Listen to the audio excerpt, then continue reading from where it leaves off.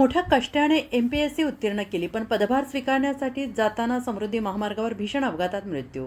अथक परिश्रम, जिद्द आणि कर्तृत्वाच्या जोरावर महाराष्ट्र लोकसेवा आयोगाच्या परीक्षेत यश मिळवत प्रशासकीय अधिकारीपद गाठले.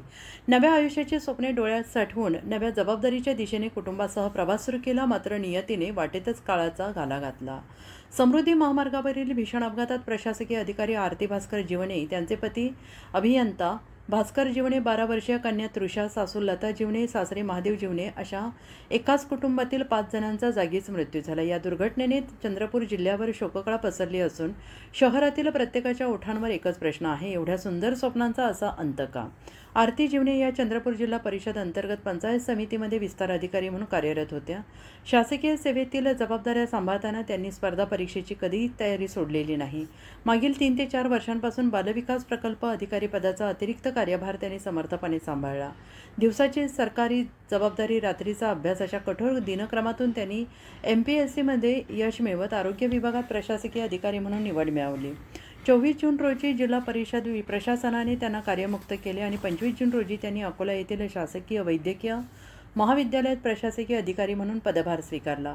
सलग सुट्ट्यांमुळे त्या चंद्रपूरला परतल्या होत्या. सोमवारपासून नव्या जबाबदारीवर रुजू होण्यासाठी आवश्यक सामान घेऊन त्या रविवारी सकाळी कुटुंबासह अकोल्याकडे निघाल्या. मात्र धामणगाव रेल्वेजवळ समृद्धी महामार्गावर त्यांच्या कारची उभ्या कंटेनरला जोरात भीषण धडक बसली आणि काही क्षणातच संपूर्ण कुटुंबाचा दुर्दैवी अंत झाला. आरती जीवने यांचे पती भास्कर जीवने हे IIT खडगपूर येथील मायनिंग इंजिनिअरिंगचे शिक्षण घेतलेले उच्च शिक्षित अभियंता होते.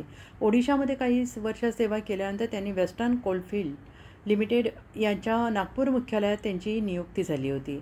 अवघ्या 15 दिवसापूर्वी त्यांनी चंद्रपूरच्या भटाळी क्षेत्रात वरिष्ठ अभियंता म्हणून पदभार स्वीकारला होता. रजेवर असताना पत्नीच्या नव्या नियुक्तीसाठी संपूर्ण कुटुंबासह ते अकोल्याकडे रवाना झाले होते. त्यांचे वडील महादेव जीवने हेही वेकोलीचे सेवानिवृत्त कर्मचारी होते. या दुर्घटनेची माहिती चंद्रपूरमध्ये पोहोचताच बाबूपेठ येथील त्यांच्या निवासस्थानी आणि तुकुम परिसरातील बियाणीनगर येथील घरासमोर शोकाकुल नागरिक, नातेवाईक आणि मित्रपरिवाराची गर्दी झाली.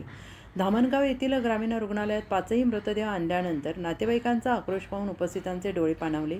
काही तासांपूर्वी भविष्याच्या आनंददायी वाटचालीची चर्चा करणारे कुटुंब एका क्षणात काळाच्या पडद्याआड गेले होते. आरती जीवने यांच्या यशाचा आनंद साजरा करण्यासाठी पंचायत समितीतील सहकारी त्यांना निरोप समारंभ देण्याच्या तयारीत होते.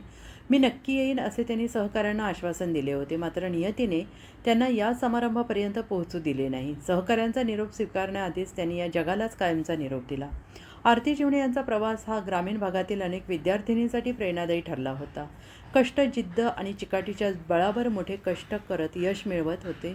त्यांनी ते सिद्ध करून दाखवले होते. तर भास्कर जीवने यांनी उच्च शिक्षण आणि गुणवत्तेच्या बळावर अभियांत्रिकी क्षेत्रात स्वतःचे स्थान निर्माण केले होते. अशा 2 गुणी व्यक्तिमत्वांसह निरागस तृषाचे आयुष्य एका क्षणात संपुष्टात आल्याने संपूर्ण जिल्हा सुन्न झाला आहे.